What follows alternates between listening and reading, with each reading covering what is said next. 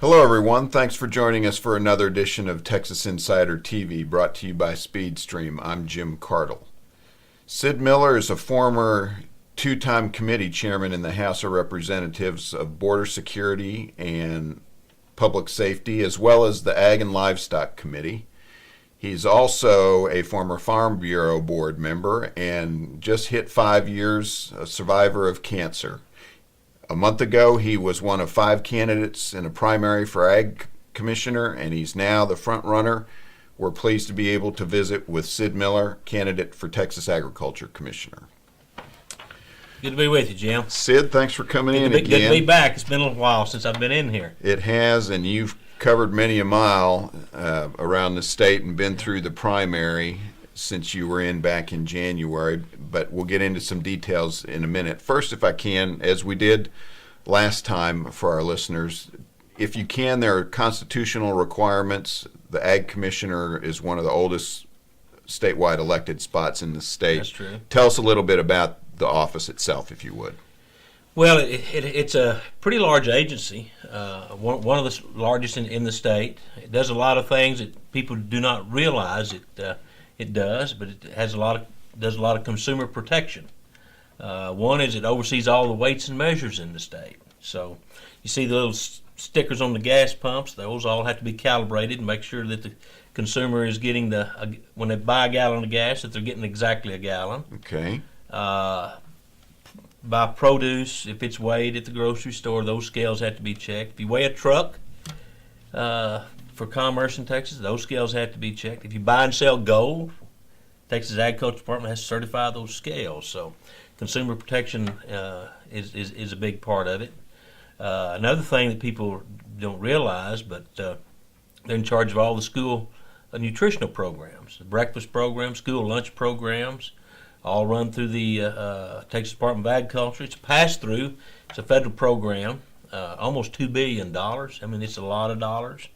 So the Texas Department of Agriculture administers that. And then, of course, the things like egg inspection and being a marketeer and cheerleader for Texas agricultural products, whether it be organically grown or commercially grown, or promoting cattle or trade with our other states, but more importantly, foreign trade back from our neighbors to the north and south and across the waters. We promote Texas products near and far, and that's not near all they do. We're over structural pest control and some pesticides but that's kind of the general idea. But it's a pretty large agency.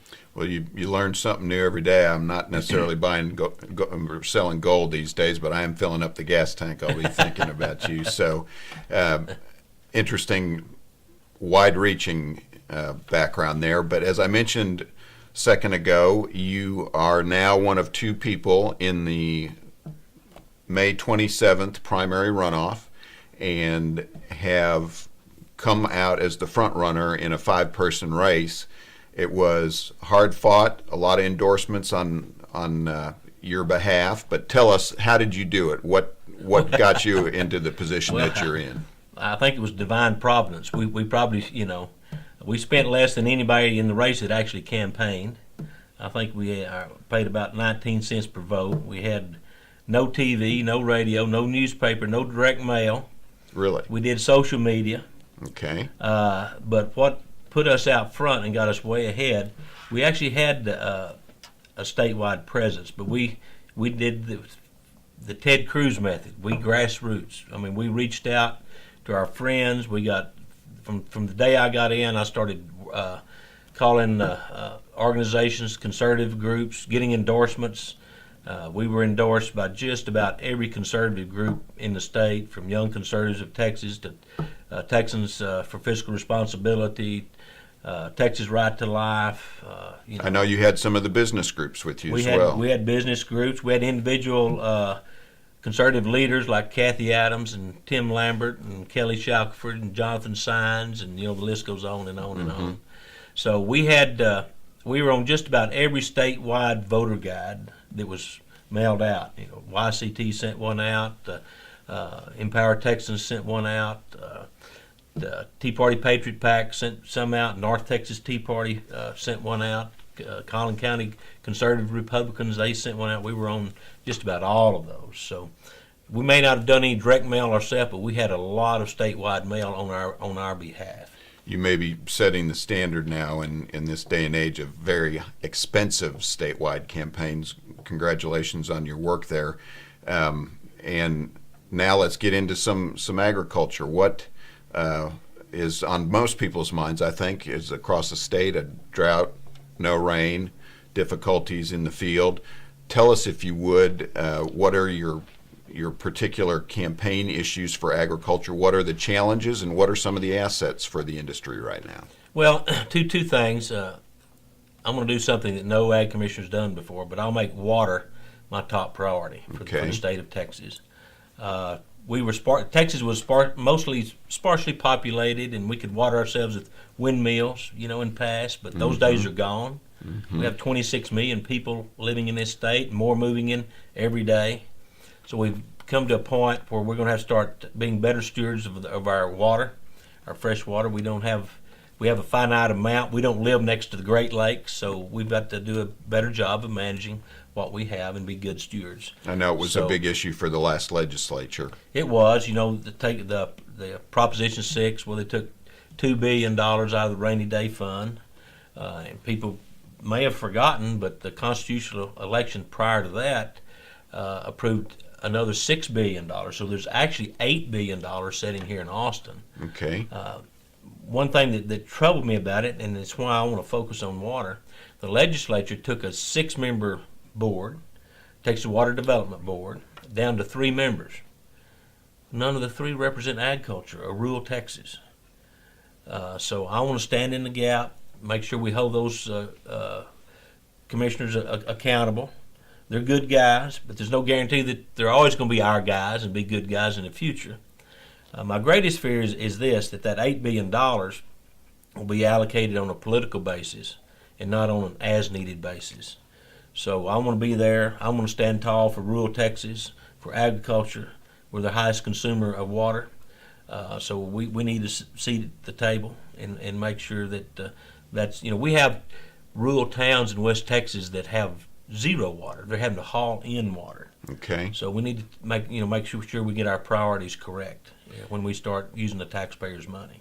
How about, in a little different vein, if I can, it was, and I'll mangle this, but I believe it was the Greater Prairie Chicken or something to that effect was just added to the Endangered Species Act. What about from on high and government in D.C.? Are there any concerns that need to be mentioned in that regard? People always ask me what is the greatest fear of the agriculture community? Well, a lot of people say, or could be the greatest detriment to agriculture? A lot of people say water. Well, it will rain again someday. We're going to get some rain. Lord willing, the creek will rise. Yes. The greatest threat to the American farmer and rancher is overreaching federal government. Just this week, you mentioned the prairie chicken. That's going to have some detrimental effects if it does actually get all the way. It hasn't actually got on the endangered species list, but it looks like it's headed that way. Okay. But just this week, the EPA, ignoring Congress, ignoring the Supreme Court, has decided that they'll just expand their territory. Right now they have jurisdiction over water. The Supreme Court has said that they have jurisdiction over rivers and streams, oceans, and lakes. Okay. And the rest of it is up states' rights, 10th Amendment stuff.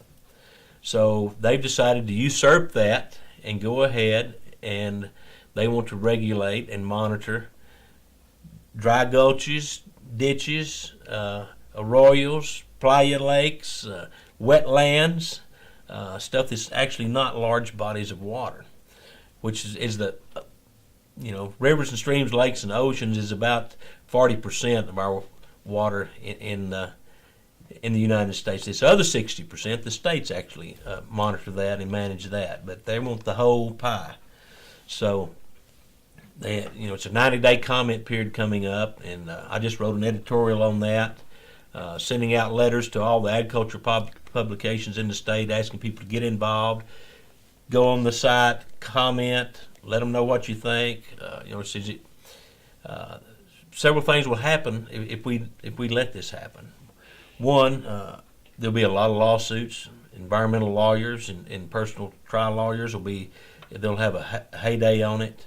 The environmentalists will shut down many agricultural enterprises. They'll shut down our oil and gas and coal production across the state, across the United States, and that's what they're all about. So we've got to stand tall. We got to be tall, tough Texans and push back, and not let these runaway federal bureaucrats ruin our lives here in Texas or any other state for that matter. Sounds like another example where a lot of the nation's going to need or depend on leadership from Texas.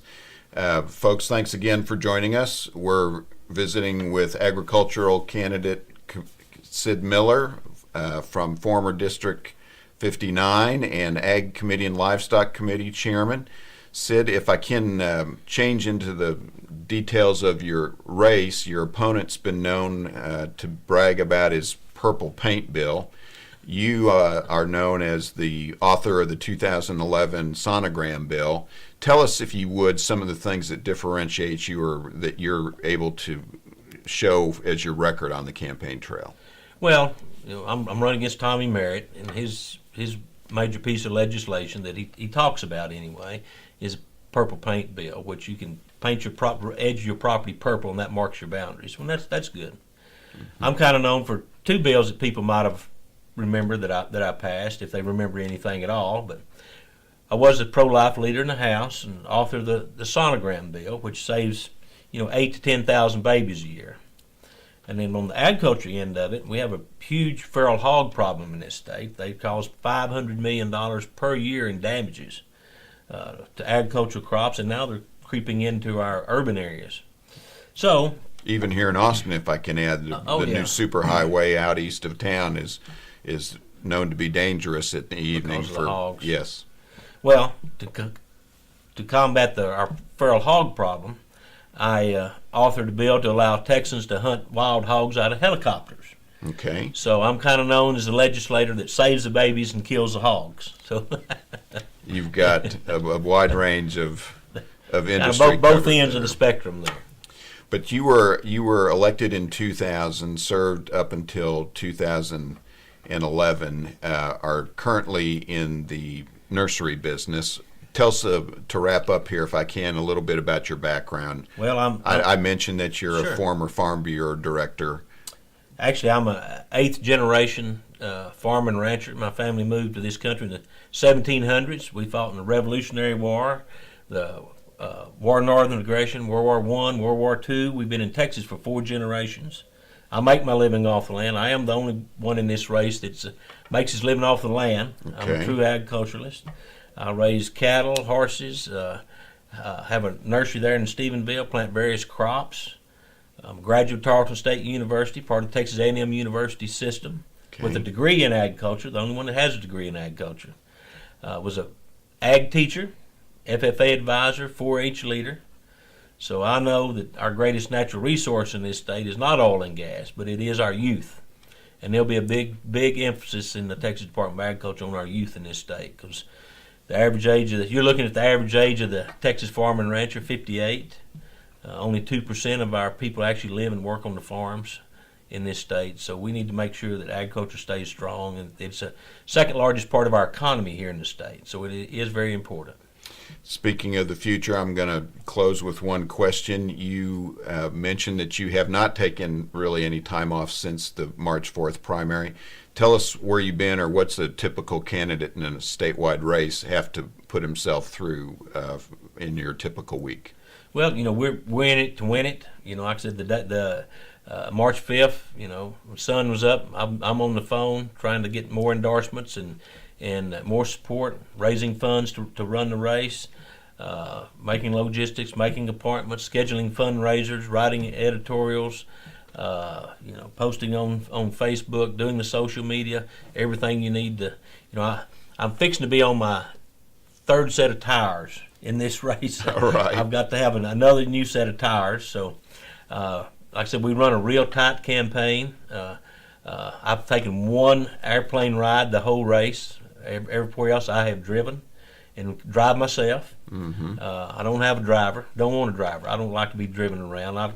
So I drive myself around. So we're out there running up and down the road, going to our meetings, and drive all night and get to the next one. But hey, I was a rodeo cowboy, so I'm used to that. This rodeo all night, drive all night, get to the next one. I understand that. This is easier though. I don't have to pull a trailer or take care of my horse, so I can do this. It's not new to me. Well, we appreciate you coming in, and we'll be following you during the campaign. Hope you'll come back in and join us again. Thank you. God bless you for what you do. Well, thank you both ways there, Sid. We're going to let him get on down the road and get back in that pickup outside, I know. Folks, we've been visiting with Agricultural Commissioner candidate Sid Miller, former House member from HD 59, and I want to thank you for joining us for another edition of Texas Insider TV. Remember, you're either an insider or you're not. Thank you, Chairman Miller, for joining us.